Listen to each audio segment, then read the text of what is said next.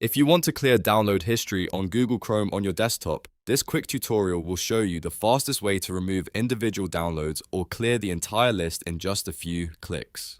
This is useful if you want to clean up your Chrome download page, hide old files from view, or simply keep your browser history more organized. If this video helps you out, make sure to hit like and subscribe for more quick tech tutorials. Alright, let's jump right in.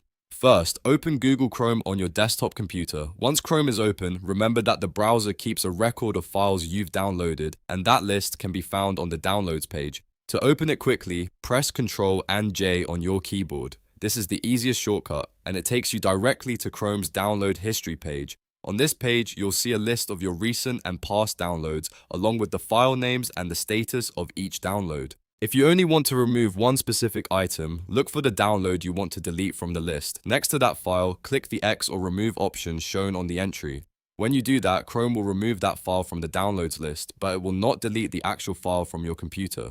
That's an important detail because removing it here only clears it from Chrome's download history, not from your device storage. If you want to clear everything at once, there's an even faster option. On the top right of the downloads page, click Clear All. This will remove every entry from Chrome's download history in one step.